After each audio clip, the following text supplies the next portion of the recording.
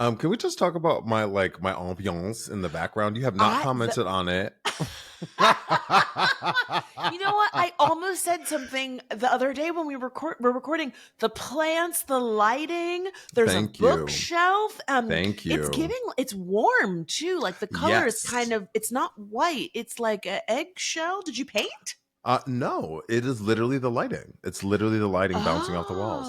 Oh yeah. Yeah, this office is still a dirty mess. I'm still. It takes a year to fully move in this place, right? Fair. But I'm just like, I just got fed up. I was like, Delon, you have to buy some stuff, right? I Mm-hmm. know you're trying to save money, and so I bought some lamps. Class, it really Yes. helps. Next, I'm gonna get a rug in here, a little chair, Lighting something cute. lighting does a lot. And Doesn't I it? say this as someone who lives in a cave. My apartment is so dark. So expensive, yes. Lit, Girl. no. Girl, do you have that recessed lighting in your apartment? I can't remember. Yeah, yes, but the other part of it is, I overlook the pool, but that means there's only windows on Oh one side of my shit. fucking apartment. Yes. The rest of my apartment Yes. is just like a dark cave, and I love it here, but god Hmm. damn it. There's days when like it's been raining and it's like so overcast and it is so dark in my apartment. Oh god, you're depressed. Oh, yeah, 1000%. Kind of like this film. Ready? Oops. Ooh, wait. No, no, no, no, no. Listen, listen. Listen. Listen. Wait. I hate you for that. Let me fix it. Hello and welcome back to Let Me Fix It, the podcast that says under the sea, under the sea, darling, it's winter. I'm where it's winter. Wake up on me, whatever that is.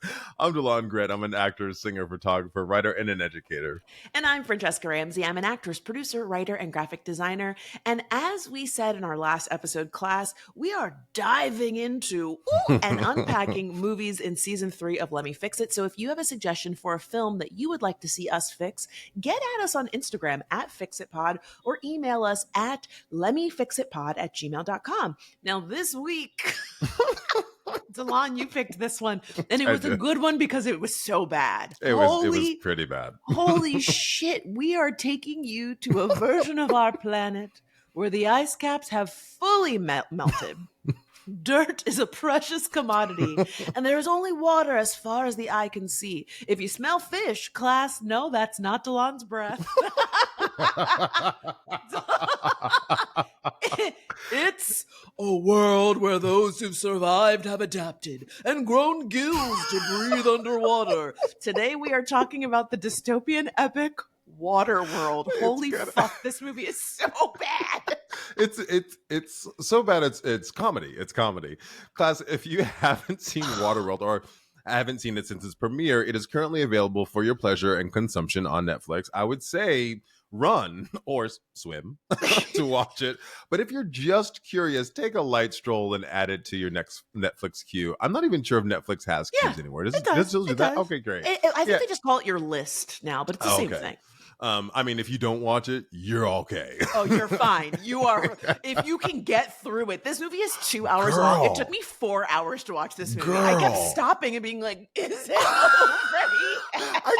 I kept like literally pausing it every time. And I watched it last night and I was like, holy fucking God. I would rather try to hold my fucking breath underwater than watch this movie again. I mean, the time you cannot get back in your life. So this film was plagued with an inflated budget, sinking set pieces, interpersonal drama, and a very lukewarm reception, obviously based on what you can guess based on what Fran and I are saying. So why and how has this sci-fi drama had such kind of staying power in the cultural zeitgeist? I don't know. Like, I feel like people still talk about it. Why is it on Netflix? Is my question. I mean, I don't know. I mean, there's a lot of trash on Netflix. Heard. I don't know that I've ever heard anybody like mention this movie without it being bad. I've heard it always references bad. Yeah, I think this is one of those movies that's like a great example of like budget does not equal quality. Talk about it. It definitely felt like, and we're already jumping in, but like it felt like they were just throwing money at this movie thinking that it was going to make it better. And it's like, the script is not good. at a really bad idea, right? Terrible.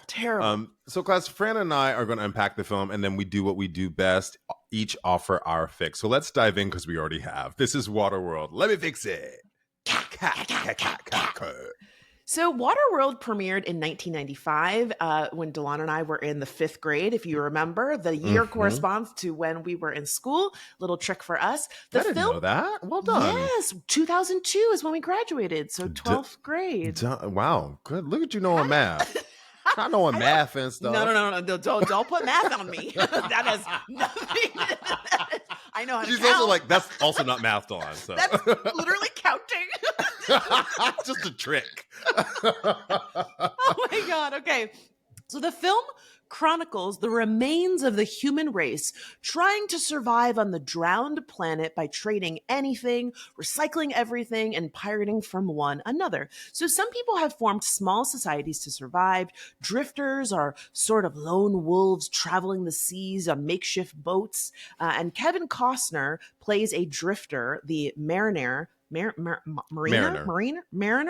Mm-hmm. Kevin Costner plays a drifter, the mariner, the film's hero, who has been alone at sea for so long that he's developed gills behind the ears and webbed feet. Now, do you think that's because he's been out there so long, or he's just evolved in this society? I couldn't tell. I think you're right. I think it's kind of both. Let me say this: the species has been out there so long that he's evolved. Right. I also was like, is he the first one? He couldn't be the first one. Delon, I'm angry. Like I am so pissed off because the gills thing is kind of interesting. You should have given that to us way earlier. Like when it finally came out, I was like, wait, what is happening? And everyone was like, everyone was like mad about it. And I was like, why are they upset? Isn't that good? The fishism, if fish and racism. I mean, y'all ain't got no black people, so you gotta turn us there we go, blackface. Well, there was like one who's a priest. There was one. That was it. Yo, one black, 5 lines. When the gills and the webbed feet came out, that's when they really lost me. I was like, I'm here for the dystopian part of it. It's long, but I was like, wait, now you really fucking lost me. Are you serious? This man had gills? I mean, here's the thing. It could have been interesting because in my mind, I'm like, yo, if he has gills, then he could really do a great job fishing for us. Like, we got to put his ass to work. Like, logic. Wouldn't that be a benefit? And instead they were all like, kill him. Like, why? Why? You know what I think the race would do? They would like enslave his ass, make him a fisher, and try to procreate his ass, which they kind of did in the film. They kind of tried to do that. So like we're kind of talking about, while we don't see any other people who are mutated, these dwellers at this trading post discover that the mariner is mutated. And they talk about the mutation as though it's the first time they've seen, or it's not the first time. And they talk about the mutation as though it's not the first time that they have seen or heard about it happening. And they also try to kill him because of it. Yeah. They lock him in this cage and decide to execute him in this bio-recycle sludge pool that they put their dead in. They never really explain how they use the sludge to sustain their lives, but it's evident that they do. But I guess waste not, want not. And how does the sludge not fuck up the rest of the ecosystem? Like it doesn't eat away at like too much logic. There's just y'all. This movie is just there is all of these elements and no fucking cohesive story. But there is a damsel in distress, as there always is. But in Waterworld, it's a damsel with a special child and an omen. The child was discovered at sea with a tattoo on its back that people speculate is a map to dry land. So the child, Enola, played by Tina Maragino of Napoleon Dynamite fame, and her guardian, Helen, played by Janine Triplehorn, are trying to escape the trading post before someone kidnaps her for the map. Enter sunburnt Kevin Costner. Now again, this is a plot hole. They were all about stealing this girl for the map. You couldn't just draw the map. Wait. You could not. Let's cut the map off of her back. Why? Also, they tattooed they tattooed on this on a baby, and how was it not all mangled when she grew? Like her body would grow anyway. I don't know. See, now in my mind, I was like, I was just like, I don't understand. And they kept being like, don't let anybody see the tattoo. And it's like, well, once you've seen the tattoo, you know where the map. Why do I don't need her to look at the map. Well, And in my mind, I was like, now what if again, this is me getting to the fix, but like it would be different if the map like was growing on her body in some way. It like moved, or it was absolutely As you got in the right direction, it started like growing and crawling or something. Like that would make more sense. When you look at the map, it is literally it's like a hill and an arrow. It's literally like the globe and a hill on one end at the top, and then an arrow pointing to it. And I was like, that's the map, girl? That's the whole map. And like usually when there's some sort of like thing that needs to be decoded or something, right? It's usually like, you know, there's a stone or something, like when she sits next to something, when you put the two things together, or like there's a puzzle. There's like a reflective piece that you need to stick next to it. Stick her in the water, and then you can see it more clearly or something. And then, exactly, the reflection of the water when she's by the like, you guys, how is it that just out of our buttholes, we've come up with like 5 different ways that the map could have been transformed and then made sense that it needed to stay on the little girl? Well, and here's the thing. This script was the better version, because when Kevin Costner came on, he was like, we need to do some rewrites, and this was the final version that they came up with, which is crazy. They also brought in, oh my god, there's another like very well-known writer-director, Joss Whedon came in, and he said that he was fighting with Kevin Costner back and forth over these scenes, and he said that by the end he was just like, you know what, I'm gonna just throw some jokes in here and y'all could take it. And he said to this day he cannot watch this movie because he's so embarrassed that his name is on it. And this is truly a case of too many cooks in the kitchen. Too many cooks in the kitchen, and too many not Kevins enough in the kitchen. Well, and not enough discernment. Not enough discernment to be like, you know what, this actually just isn't working, friends. I just don't think it's working, right? Yeah.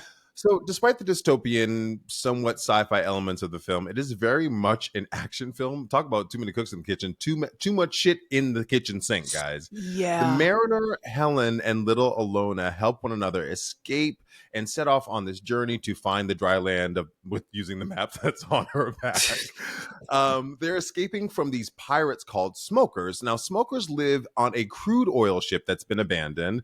It's cheekily named the Exxon Valdez, which I thought this was one of the better kind of jokes or references in the film. Okay, so, class, if you don't remember, Fran hates it.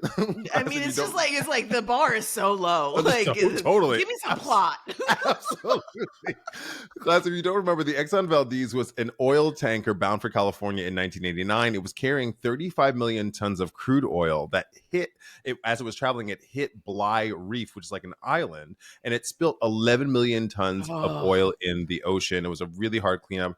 I'm sure they barely cleaned it up. You know how these like oil companies do. Yeah. So back to Waterworld. While the rest of the world is floating on these like literal garbage boats, these smokers, they have access to jet skis and small planes and boats that help them dominate the seas and steal from other populations. This was one of the more unbelievable facts of the film. I was like, how are they? So they're taking crude oil and they're able to refine it into gas, because that's what you have to do. Yeah. And they have shots of them refining it, but the process is extensive, and human beings can't really pour crude oil and refine it themselves. It just was not believable. They had a bunch of stuff like that. Like in the very opening scene, you see Kevin Costner turn urine into drinkable water. Which is like, okay, you know what? Fine. Let's believe that is the case. Okay. But if that is the case, then why the rest of the movie are people like, oh, we don't got no water? Can't you just turn the piss into water? Just go pee. Just go pee and pump it out. Like, you guys set up the rules of this world, right. And now you're changing it around, and it just feels like, to your point about the crude oil of it all, it feels like they didn't get the rules of the world figured out, and then you build upon that. Like, what can we do? What can't we do? Like, what kind of money do we use? What kind of resources do we have? Has anybody seen land before? How long has it been? Like, there's just all of these elements that just seem kind of amorphous. Well, and I hear you on that. Just to pull out one other thread, you mentioned about dirt being like it's precious as gold, right? Yes. And I would assume that's because you can grow things, meaning food, right? Yes. But like then there was this whole trading scene where Kevin Costner's character, the mariner, was trading with another drifter, and he was like, "I have paper." And I was like, what the fuck are they gonna, what are you doing Who cares about paper? I mean, and don't get it close to water, it's fucked. So I was like, what is the value of paper? Go with the dirt commodity. Yeah, that was really weird. And even the dirt is, more valuable than gold.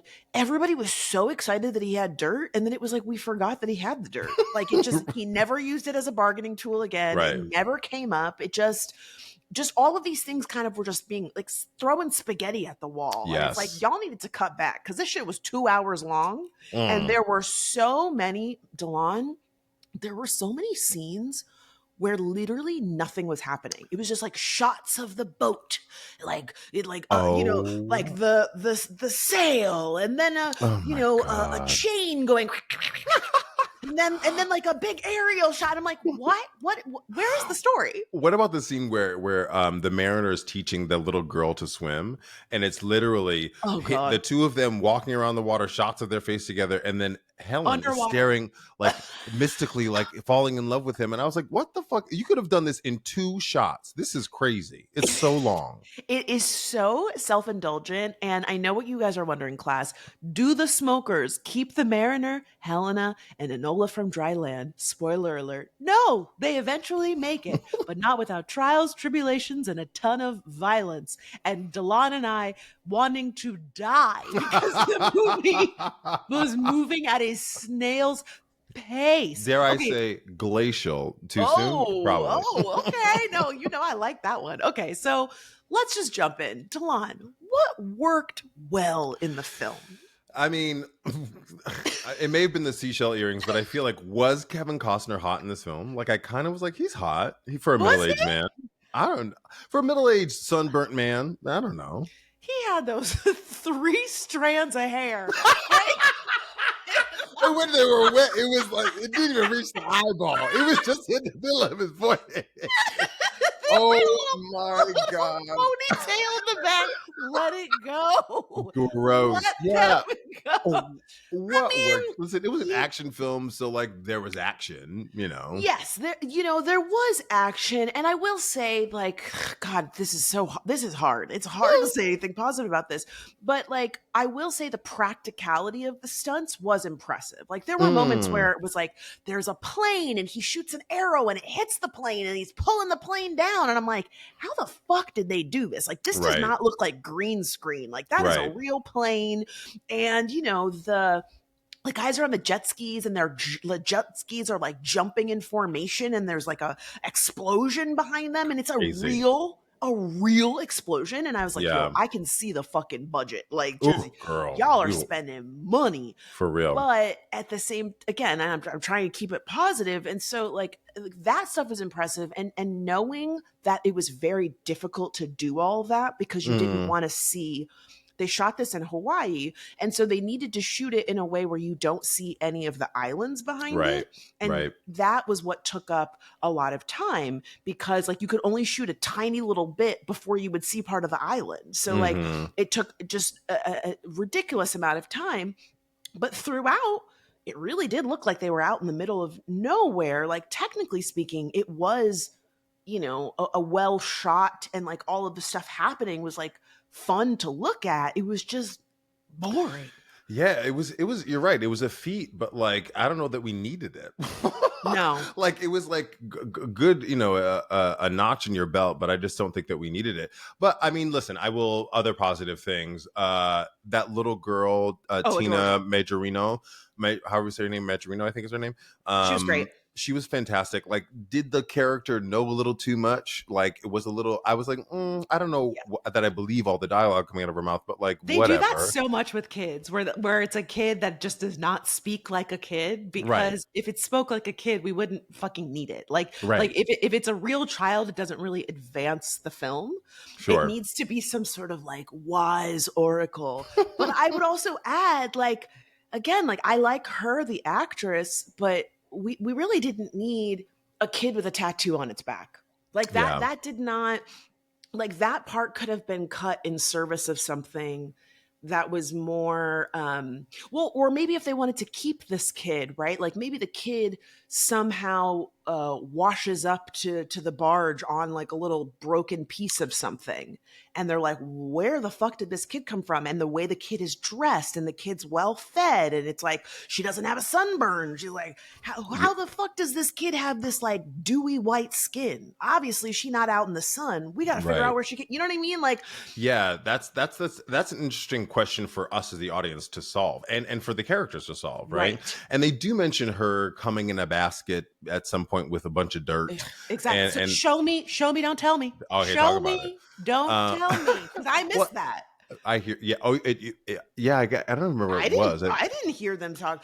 I only Helen says that at some point at the end when they finally find the dry land. You see what's left of presumably her parents, and she says, "I'm home," and I was like, "Oh my god!" Okay, and that moment I was so mad about. Class, so they get to dry land, they find these huts, and they find the bones of her parents, evidently, and all of the tattoo on her back is like drawn on little pieces of parchment.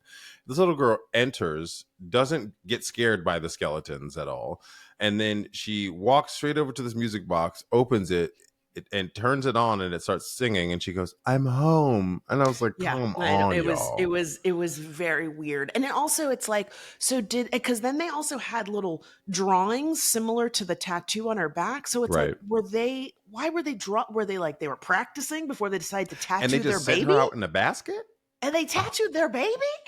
Why would they leave her on the dry land? Why did y'all go with her? Why did she have to leave? Right, crazy. I mean, this is a redundant question, but what was weird about the film? Maybe we should just skip to the next one, because there was a lot of weird shit. Dennis Hopper was weird. Dennis Hopper plays a villain, the Deacon. He was way too into it. Oh my! I mean, listen, committed actor, girl. Yeah, but I forget what the line is. He has one stupid line. He loses his eye in an explosion. Yeah, and then he has like a weird eye patch, and he's like, "Eyes are gonna roll," or like he has some like tagline. I was like, "Oh he had so many dumb lines. Like, they were very clearly trying to make him and his guys like the comedic element. Yeah. Like, he was always having these little one-liners, but none of them were funny. He wasn't scary. And to go back to like what was weird about the film, watching it was obvious that they had spent a lot of money and time building these sets, and they really wanted to show them off. But then that meant we got all of this weird B-roll of like a bolt spinning around that then led to a string that then was like some beakers with water that were like, bubbling up. And then it was like, why am I looking at all of these fucking things? And I don't know what any of it does. And there's no payoff. And then when there's a big action scene, you're showing me, Kevin Costner pulling this levee and doing all this stuff. And then it's like, but why? Like, what? And then, like zooming up a thing and like doing all of these cool stunts, and I'm kind of like, you could literally just walk around that little thing. Like, you don't need to do, what are you doing? It doesn't forward the plot at all. Yeah. No. I also thought there was this weird shot. I can't remember if it was in the when they were in the trading post. The trading post class was like enclosed structure, floated steel structure. Do you remember when he like dove in the water and sped swim and then like leapt out of the water and jumped and landed on his boat? I was like, oh, now he's superhuman. I was like, no. I think, and here's the thing, in hindsight, I think that was supposed to be them cluing us into the fact like, oh, he's not a regular dude, like he's able to swim faster. And again, it's like the thing of the payoff is just not there, because when they showed us the gill, it was a little slip behind the ear. It was disgusting. It was just so tiny. It was so gross. Oh god, but it was like, That was the big reveal. Did you also notice when they showed us the slit behind the ear, the camera kind of slowed down and it was like they changed the frame rate or something. Like it was like Oh, I it didn't was like notice that. they did it in this way of like, this is really Dun, dun, important. dun. Yeah, and when it happened, I was like, I didn't even see the slit. I had to go back. I was like, what am I supposed to be looking Why at? were you? Is his ear dirty? Why were you back of his ear? Fran, had you seen this film before? I don't think so. I think I'd seen bits and pieces of it on like TBS or something. I feel like this is one Same. of those. And you know what? In my research, I did see that there was a TV movie cut because the original cut of this film was Yes. 3 hours long. Ugh. And there was some big fight with Kevin Costner in the studio and the original director. Because I guess Kevin Costner was not supposed to be the director at first. Oh no. The director quit on him. Quit on him. You guys, this film was so doomed. So Kevin Costner takes over and he's like, no, I want this 3-hour version. And they decided not to put it out, but they put it out on TV. And I think that might have been the bits and pieces. Because if this was a 3-hour movie on TV, that means it was probably playing all day with commercials. Right. Totally. Well, and also the TV version ended up being 90 minutes. They cut it down from 3 hours to 90 minutes. Class, this version is about 2 hours. So, oh, God. All right. So were there any references that reminded you of other films? yeah, I couldn't help but like look at the color palette and the way things were designed in terms of the costumes and the set pieces and the production design and think of Hook with Robin Yes. Williams. Mhm. You know what I mean? Like, especially Yeah. when they go to Neverland, I was like, it's giving Hook. It's kind of all tan and dirty, Yeah. you Mhm. know, lived in. I thought of like Mad Max. I feel like Mad Max is Yes. like what this movie wanted to be. And I actually Yes. just watched the Fury Road prequel Yeah. on a plane, and it wasn't amazing, but I kept thinking about it watching this movie because what that film did so well that this one could have done was like, I was not invested in Kevin Costner. First of all, Kevin Costner's character was a dick, but like, Mm. if he was going to be the anti-hero, I needed to know more about him, and I knew nothing about him. Yeah. Versus in the Furiosa prequel movie, before we see it's about her before she becomes Charlize Theron in the movie, Mhm. right?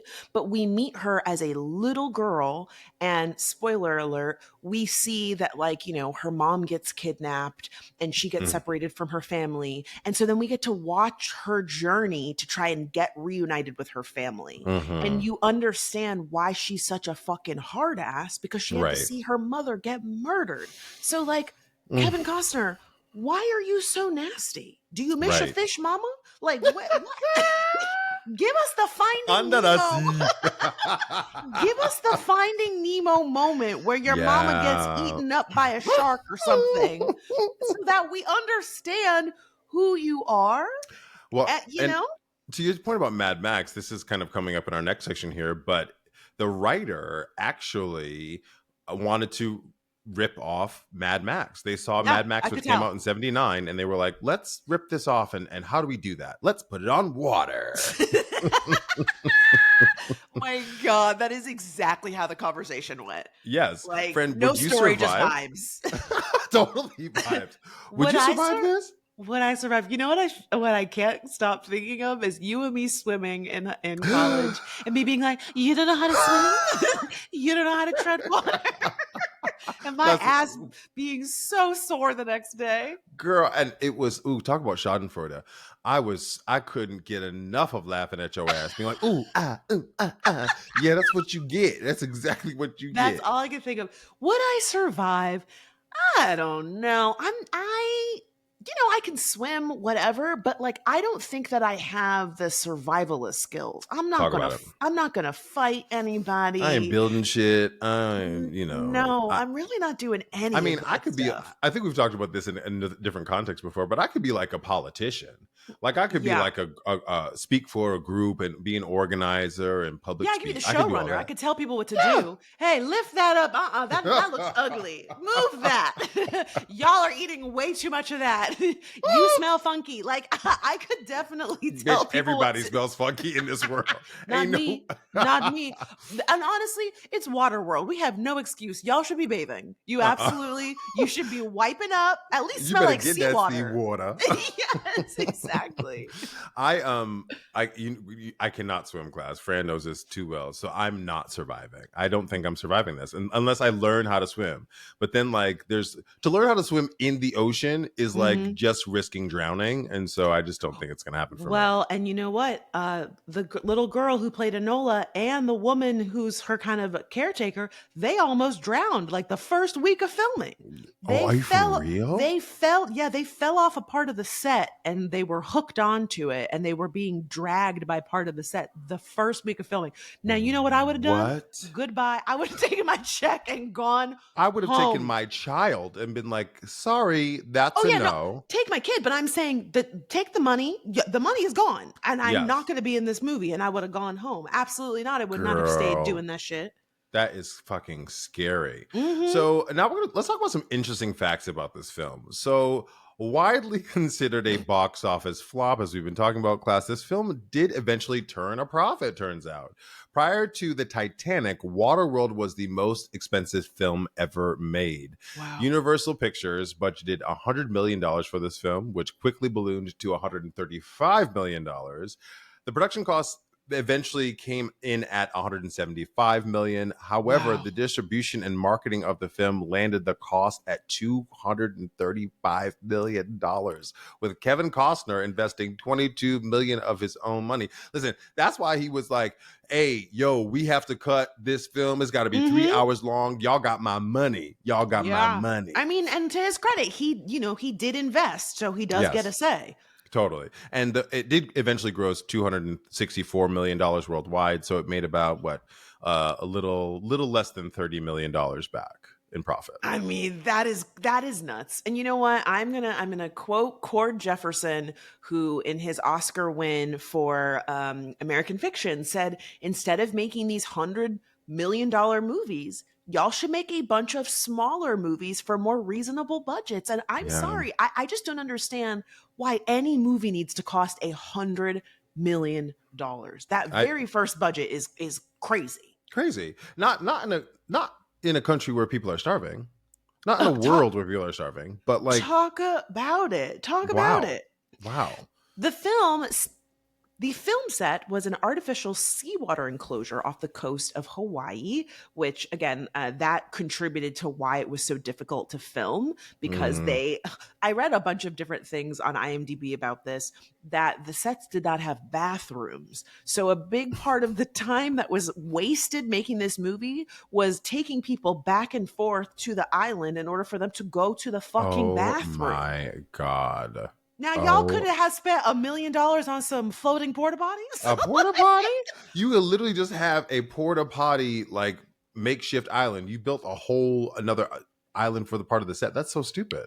I know. That just seemed like such a weird. I mean, maybe logistically speaking, there wasn't a way to do that, but it was very interesting to me that they fought so hard to make this movie look real and authentic, which on the one hand I do appreciate, but it just inflated the budget because they could have done this in a tank or something, right? Right. Like I feel like there is a way, and granted, it maybe wouldn't have held up because it was Sure. 1995, and when they go underwater to the That they did little shoot that in a tank. that Yeah. part looked terrible. I mean, But that exactly. So, class, they go underwater to see like the world that has been taken over by the melting ice caps, and they use miniature like mhm. set things to film it. But the Kevin Costner and Janine Triplehorn went down there to see it. They were in like a water tank that they Yeah. use that astronauts use They to like like feel green screen and weightless. they green screened it together, but It it didn't look looked good. bad. It looked Yeah, it very did. bad. Yeah. So the trading post that we mentioned earlier is called Atoll. It's a structure made of recycled parts, evidently in the movie anyway. The actual set piece had to be constructed of steel. And at one point, they used all of the steel in Hawaii. So they had to Wow. import more. They had to import more. And then they had to build like a quarter mile of airstrip so that they could get the planes to land, and that Wow. cost $22 million to build. That was all that that was what Kevin Costner That's what paid he paid for. for. That's what he paid for. Now, here's my question: what do they do with all that steel after shooting? Talking about recycling, what happened to it?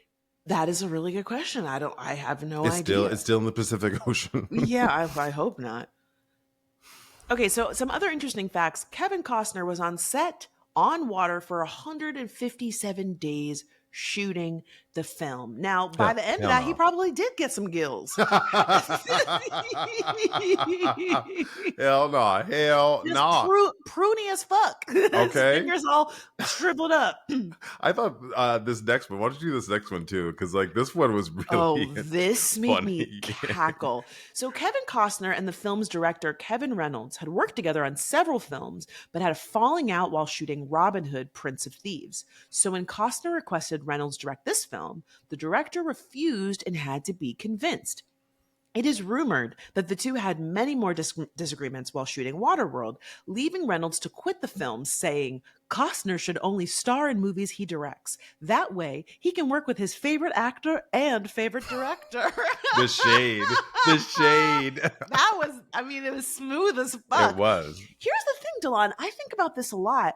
I don't know that I can name, maybe with the exception of Clint Eastwood, who I'm not like a big fan of, but someone who is both acting in their own films and directing themselves. It seems like that is an enormous task and is kind of setting yourself up for failure. I don't know how people do it. Denzel has done it, and I can't remember what Denzel Washington has directed himself in.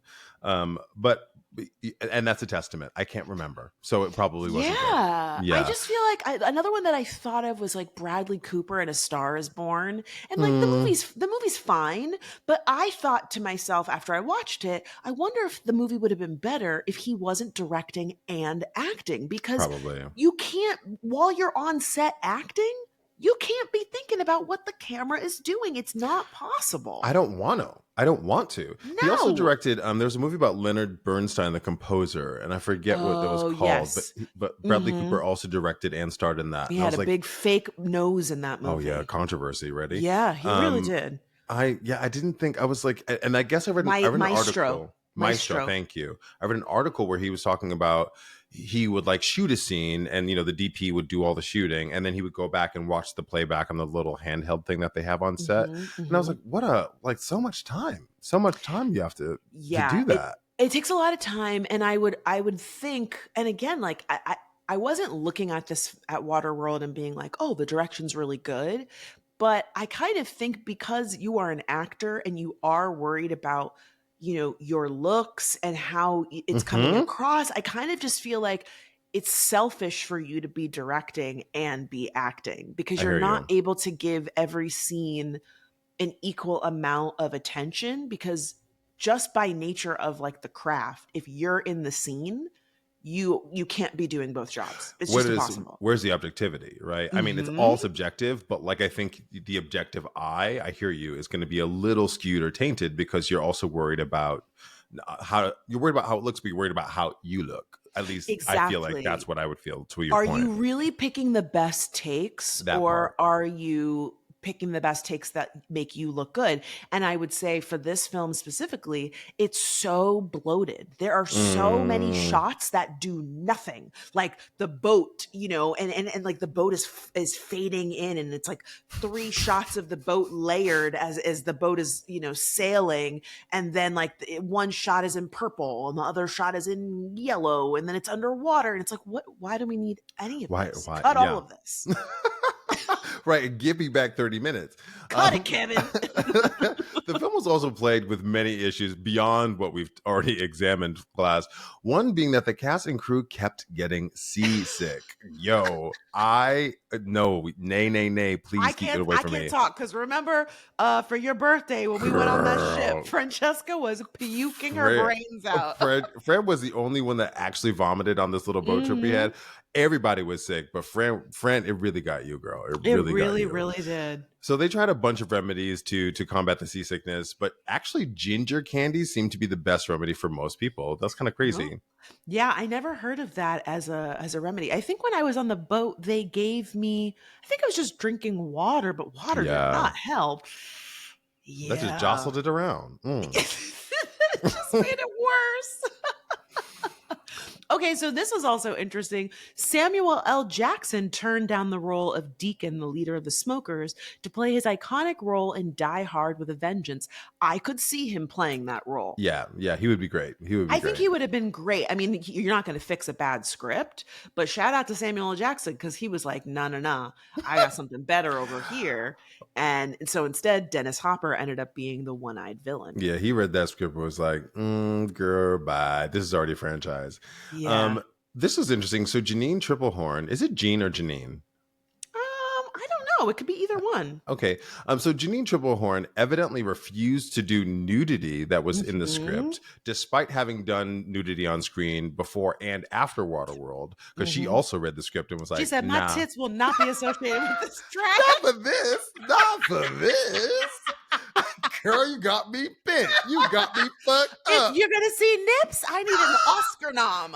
Okay. Okay. Not some supportive damsel now. No. So she also insisted on choosing the body double because they were going to go with it anyway. And she had the finalists strip down in her trailer to make sure that their booty was the same as hers. That is so funny. I mean, I kind of don't blame her wanting to have final say. I kind of think you're owed that, right? You don't want them picking somebody that you're like, you think I look like that? Good, right? I mean, not the body shape, whomever, but you're like, my booty is way flatter than that. I mean, whoever they picked, she looked great. Oh, I God, mean, it was gorgeous. shout out to her. But it is funny that she was like, no, we're having a casting session in my trailer. Let's go. Right. This is before they had intimacy coordinators. So Oh, fair. So now that we've gone over Waterworld, it's time for us to do what we do best and fix it. But first, let's take a quick break. And we're back. Fran, why don't you go first? Okay, I mean, I feel like a broken record here. They shouldn't have made this movie. But if they really wanted to, one thing I think they could have done was make this animated. I think this would have, I think it really lends itself to animation. There's so much stuff that you can do, again, without spending a ton of money because you don't need to have the practical of it. Right. And I think we could have spent more time underwater, which would have been really interesting. We could have had some flashbacks to see like the beginning stages of the ice caps melting. Like, I feel like that's really interesting. Like seeing people at home and like the giant wave coming over the house and, you know, how people are getting separated. It's almost like the Titanic version of this where, you know, buildings are ripping apart and all that stuff. And it would have been interesting also because 1995, we weren't really doing adult animation. Animation was really reserved for kid stuff. And I think it could have been very interesting to see beyond The this Simpsons. epic. The Simpsons would be the only one. Yeah, but in a movie form, I really can't think of any, and also action, but also kind of sci-fi. I just feel like it would have been really ripe for that. I also think like a George Lucas would have done a really great job with this, right? Because even though I'm not a big Star Wars person, the characters are so well written in Star Wars. You know exactly who they are. You know, understand their motivations, and that's why the films have such staying power. Like everybody knows and loves who those people are, and it's just a huge missed opportunity that we really don't know anything about Kevin Costner's character. And then when suddenly him and Homegirl fall in love, I'm like, I don't buy it. I don't buy it. He has said like 10 words to you, and most of them has been him yelling at you. Right. I mean, cutting your hair off. Well, also to her point, there were a couple times where she was like getting all sassy, save us, and then having to get sassy on his boat. And I said, bitch, you are here as a guest. You need to quiet and slow the fuck down. She didn't even say thank you. She didn't even say thank you to him. She was real rude and saucy, and then was breaking up stuff, and the kids drawing all over the boat. Just rude. I said, y'all need to sit over the fuck there and be grateful. Shit. Talking about we're hungry. Annoyed. You have me taking a man's side here, but miss, you really not pulling your weight around not here. Doing any favors. Yeah, so I think something animated would have been really interesting. I also think, and I don't know what would go into this legally speaking, but could this have become a water park? I mean, you know, the movie made some money back. Could you have made the trading post and have that just be? Because I was a water park kid. I was going to the water park all the time. Mm. And so at the park that I went to had like this lazy river that you could Oh, I just love a lazy river. sit in your Yes. little thing, and parents would be drinking and Oh, the kids would be yes. running around and stuff. Is there a version of that where you have like, the guns where you could shoot water at people and stuff? I feel like that would be really Yeah. fun. That's actually, they can still do that today. That sounds really smart. Yeah, it's almost like did you ever play laser tag? Oh, yeah. Is there a laser tag version of Waterworld where Girl, like I you're can on see, I don't even teams? have kids, and I see kids all breaking elbows and knocking heads, slipping and sliding all over the damn Okay, place. that's what I mean. I don't know what the legally speaking, that might be very dangerous. I just have a vision of people up or in a tower with like a water gun shooting at people, and I just feel like that would be Yeah, really I can see fun. like teams with targets, right? If they have like Hmm. targets below the gun and they're trying to shoot, Oh yeah. and like there's some way to play defense as well on teams, that could be kind of cool to create a game Hmm. like that. I hear that. Yeah, or maybe it's like humans versus gills, and you got some you got some sort of You got to put this gill. fish head on, and then that's your team. You have to do this whole challenge with one eye. You're called the deacons. Um, my All right, what my about fix, you? yeah, my fix is I really thought they should have started on the island.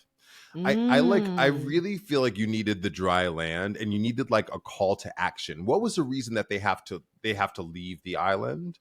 But like I Mm. don't know, were they being attacked by the smokers and they had to go out and like form a posse and an army to then go combat? Like it gives them just like a call to action and a reason. To your Yeah. point, we were like just dropped into this world and I didn't care about anything. I didn't care No. about Kevin Costner. I didn't care about the little girl or they were just being attacked by these villains. And again, we were going along with the world, going along with the premise of it, but I didn't see myself in it. I kind of Yeah. didn't see them struggling for survival, Literally. despite quite literally there were No no black black people people at in it. all. But I didn't see them struggling for survival. It was kind of inferred, right? And I think Hmm. having a sense of community fighting against these smokers might have been more interesting to me. I Yeah. also think I thought about this when we were talking about Mad Max Fury Road, right? To see the little girl be thrust into this like adult life and be stuck in it for years was so torturous, and my empathy built for her, right? And so when she Hmm. finally gets control of her life and she finally gets out, I just like it feels like it's happening to me, right? And there was none of that sense of empathy. There was none of that sense of like, go ahead, or yes, when you got out, I'm like really excited for you.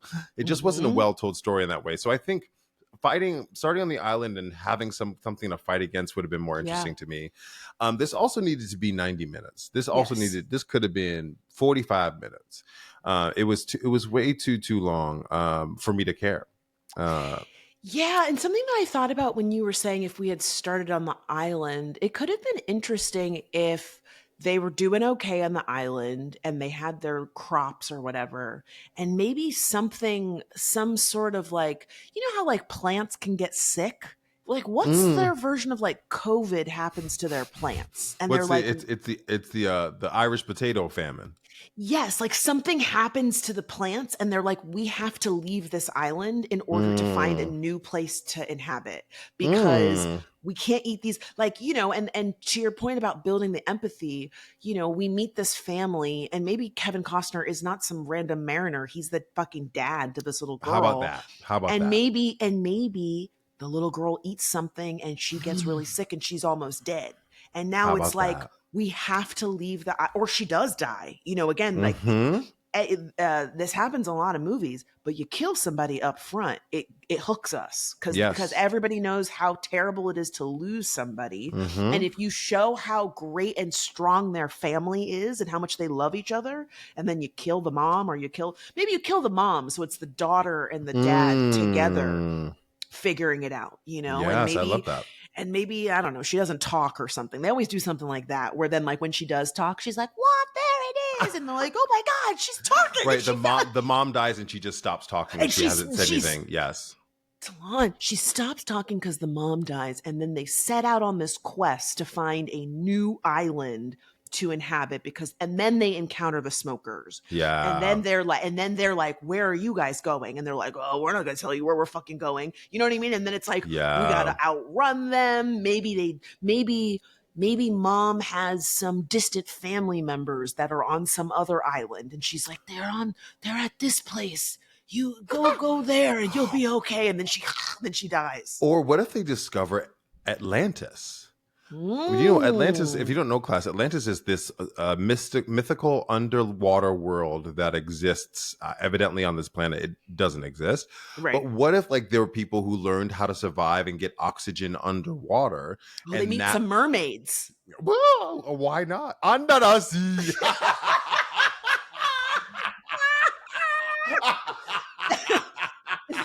Wait, hold on. They meet some mermaids. Kevin Costner fucks a mermaid, and then he gets crabs. We fixed it. We fucking fixed it.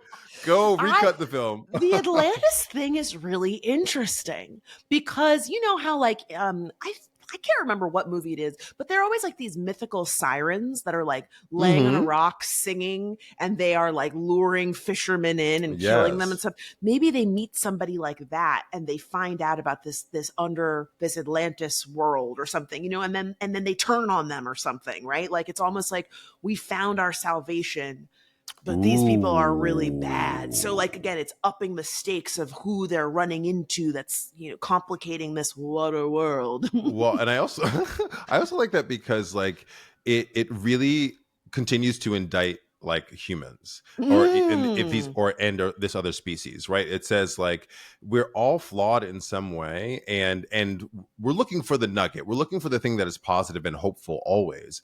But like we are always running into bullshit. Life be lifing out here, right? And so Yeah. I love the switch up of, oh, we think we're saved. Nah, you ain't saved. You're Yeah. dinner is what you are. Well, and I think the thing that you're also saying there that we've now said on, you know, two of the movies that we've talked about is like, what is the story we're trying to tell? And this is a story about survival. Like, what would you do to survive? And what gets in the way of your ability to survive? Because it's like the Mm, human race has been, you know, we fucked up the planet. We are the reason that the yes. ice caps melted. And now we are reckoning with the consequences of our actions. And now everybody, it's like every man for himself. And here it is, you and your kid, and you've already lost your wife. And this is the last hope that you have. You have to get your Yeah. kid to safety so that she can, you know, live a fruitful life or whatever. And again, that was what was missing in this movie. Like, why do we care about Kevin Costner? Why do we care about this kid? What is the fucking point? Like, what are we trying to say here?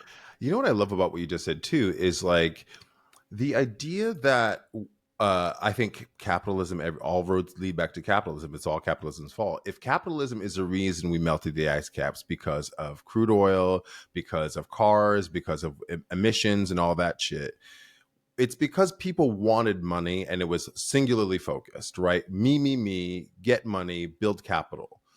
And then you get into a world where you have to survive, and the only way you can survive is by looking to the left and the right, is by Hmm. surviving together. I think that's a great allegory. I think that's a beautiful Yeah. allegory. Yeah, it's just so wild that we could get there in 40 minutes and they spent hundreds of millions of dollars and couldn't get there. Chirash. They really Chirash. really couldn't. All right, class, did we fix it? Let us know over on Instagram at fixitpod or email us at lemmefixitpod@gmail.com. And now it's time for everyone's favorite segment, the Glow Up, where we give props to those who've turned themselves around without our help. Delon, is it okay if I go first? Absolument. Okay, so I have a personal glow up. Why are I we the text. same all the time? Oh, we I'm like, are. mine is personal. Yes, Okay, well, good. I kind of texted you a little bit about this. I made my triumphant return to stand up last night. The crowd goes wild. Woo, woo, And woo, woo, thank you so much. It was awesome. It was awesome. woo. And it was just like the shot that I needed Mm. of just, you know, this is something you and I have talked about a lot and my wrestling with my relationship with the internet. But when you make things and you put them on the internet, whether it's the podcast or piece of content on TikTok or Instagram or whatever, you put it out into the ether and people are like, yay, I enjoyed it, I hated it, whatever. But even when people say they like it, it's just not the same as when you are on stage. And you know this because you're in plays all the time, and you get that feedback from the audience. And it's almost like you're doing a dance with them, where like you say something, they react. They're your scene partner. They are your scene partner. It is so intimate. Yeah. And especially because I haven't done stand-up in so long. And I did an open mic to practice, but it was an open mic with like 5 people in the room. And safe, they were all safe space. Safe, but they were all other comedians. And it wasn't warm. It was fine. But like, being able, like I just said one word and people were laughing, and I was like, guys, that was not that funny. And they were like, ah! And I was like, okay, maybe it was. I'm just listening to what they're saying, and I'm like, okay, I'm gonna follow that. And it was great. It was so great. I did 3 songs. I did a new song, which was like really fun. I did my leopard song, and like while I started like playing it and kind of talking and like introducing the song, and like while I was playing it, people were like, oh my God. Like, people were getting so excited. And there were people afterwards that were like, I didn't know you, but I heard the song and I knew the song. And then I was like connecting who you were. Wow. And it was my first time playing the song live. And it was so exciting. And shout out to Krista Sparkles and Sarah Hester Ross, who I did the show with. It was their show. And I met Krista at a party and had said that I was trying to get back into stand-up. And she was like, why don't you come open for us? And I was like, what? And she was like, yeah, February. I was like, she was like, you can do it 10 minutes. And I was like, fuck it, I'll do it. And that's what you need. Hold those feet to the fire. Go, yes, okay, I'm going to do it. Fail or succeed, I'm going to do it. And I just am so thankful for the both of them, because I was genuinely so inspired. They're such go-getters. They're both musical comedians. They're both very talented, but they're also the type of people who are like, fuck it, I'm just going to do it. Like, I'm just going to do it. I'm going to hire a stand-up coach. I'm going to hire a producer to make these tracks for me. I'm going to hire my own camera crew and shoot my own special. Wow. I am going to put together my own tour. I was just like, wow, like, y'all are some fucking go-getter ass. Because it's also like, what are you waiting for?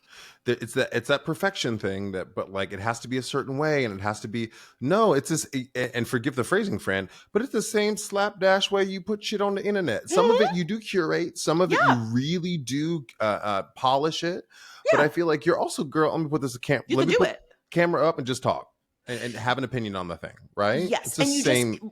You just have to get out of your own way. And it's the thing of stop waiting for yourself to be perfect. Stop waiting. And you know what? I'm going to say this to, I was saying. I have 3 songs that I want to finish to put on the internet, and I have not done it yet. And you know what? Not to turn this around, but class, when we were on vacation, Delon and I were drunk in the hotel room, and Delon said, oh, can I play one of my songs for you? And I was like, okay. And I thought it was going to be a work in progress. This motherfucker was like, to the 2, to the 3, and the 5, 6, 7, 8. And here is the story of a young man. And like, he was at the computer, and then he turned around, like slow reveal, and he was like, now I'm gonna tell you a story about wait, Fred went, hold on. Wait. Stop. What is this? It's done, Delon. What is your problem? I was like, this is not, I thought you were gonna show me a work in progress. This is a whole fucking thing. And Delon was like, I know, I was like, bruh, you just gotta put it out. You just gotta fucking do it. I just finished another song that I fucking love. And what happens is I finish it, and then you live in it for so long, and it's fearful, whatever, about putting it out. But then you go, is this good? I don't know that this is good. It's the perfection thing. Who cares if it's fucking good? Just put it in the world.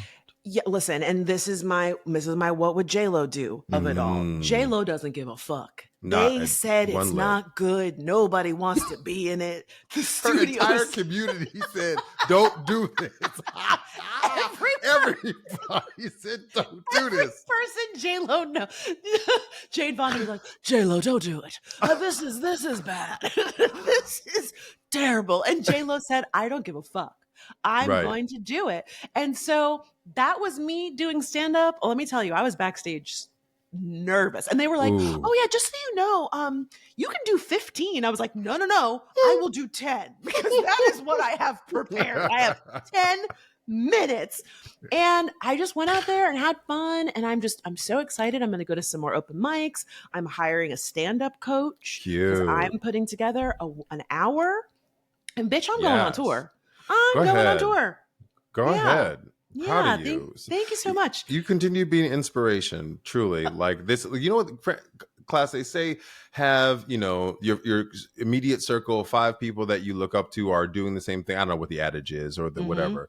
But like, I'm so glad that you are like continue to inspire me and the world as you put it on the internet. But like, I have a group of people that are, I was talking to another friend last night. I was like, yo, my friends are fucking bomb.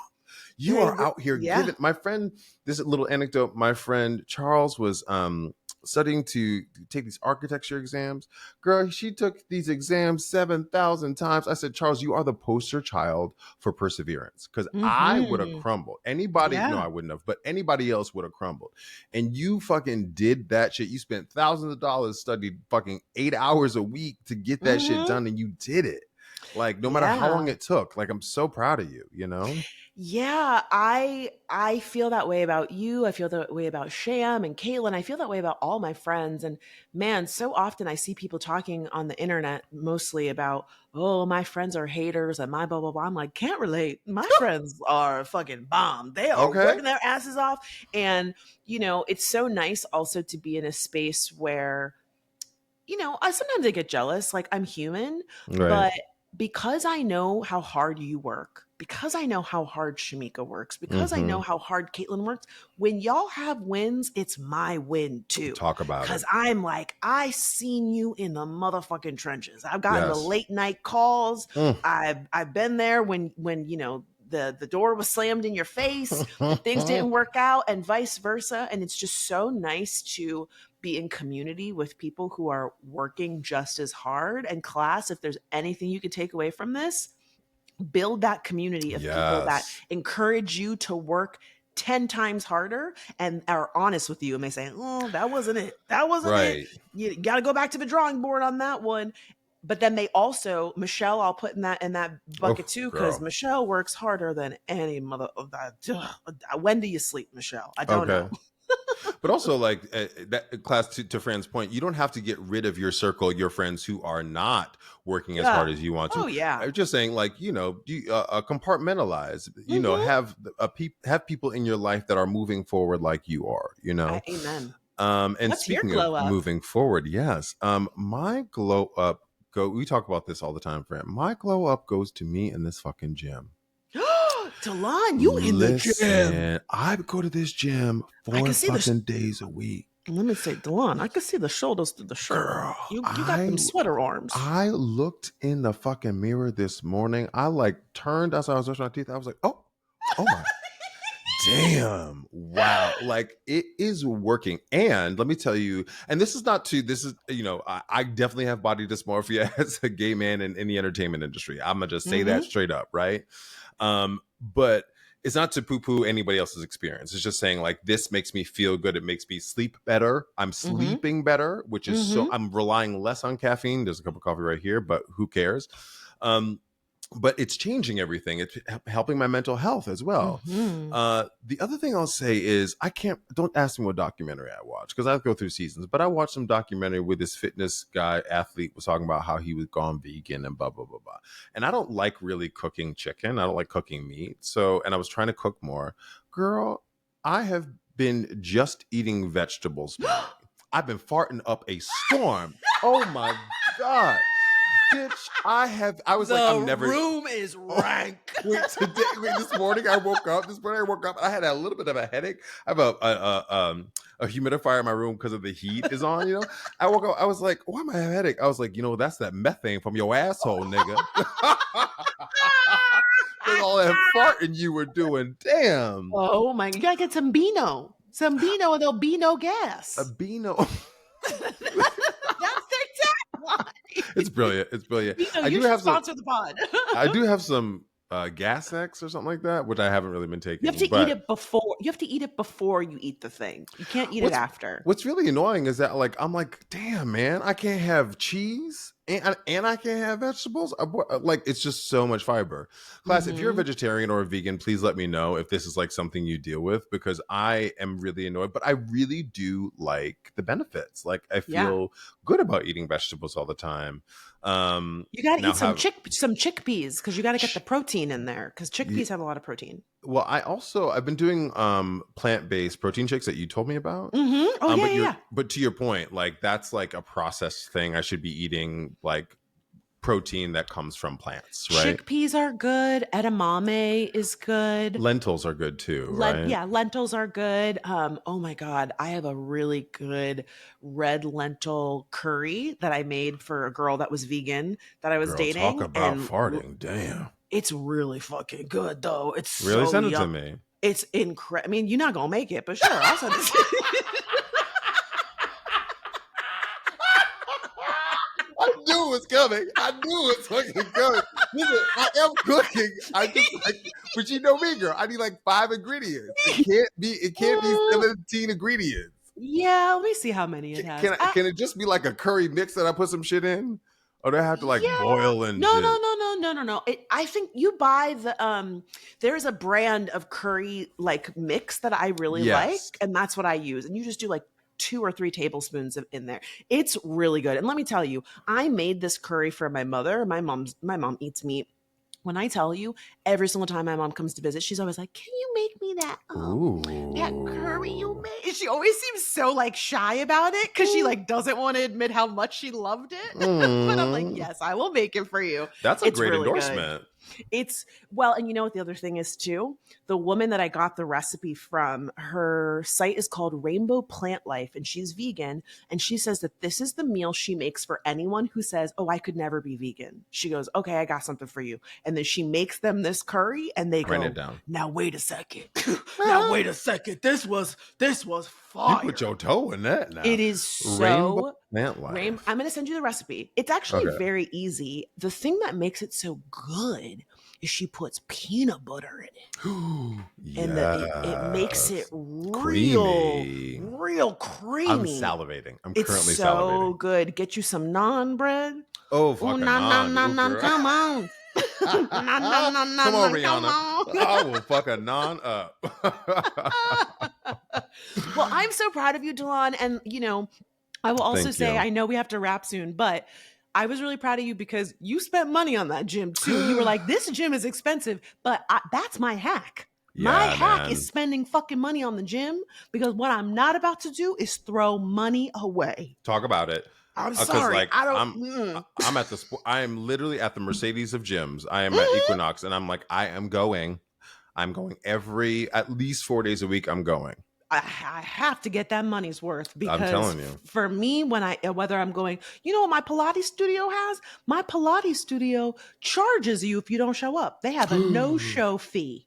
I'm not mad They at them. charge you $18 if you don't show up. Damn. And I'm not guess mad at them. what? They said we blocked the time out, girl. If you're supposed to be here, be here. And guess what it does? It gets me Gets my ass to the there. It gym. gets me there. So I'm real proud of you because I know you were like, this is expensive, but clearly it was worth it. Yeah, it really was. It's really changed my perspective on things and I feel good about it. And I Hmm. love that I see my body change. And that was kind of a thing that kind of was like looming in the back of my like depression cycle of like I don't like my body or I feel weird in my body. I'm getting older and now I feel strong and now I feel sexy. So like let's fucking go. Oh my God. And now you need somebody to fuck. Well, I'm out here trying. Boston. Ugh, if I was in New York, it would be over. Forget about it. Boston's so sleepy anyway. So class, Waterworld, did we fix it? Do you want to watch it? Probably not. After this endorsement, let us know over on Instagram at FixItPod or email us lemmefixitpod@gmail.com. And don't forget, we have a YouTube channel, youtube.com/@fixitpod if you want to see our beautiful, unedited, raw, wet faces. And if you enjoyed this episode, please be sure to give us a rating over on iTunes, Spotify, Amazon Music, or your favorite podcast app. I'm Francesca. And I'm Delon, and this was Let me fix it. Under the sea. Under the sea. I was gonna do it too. Dead.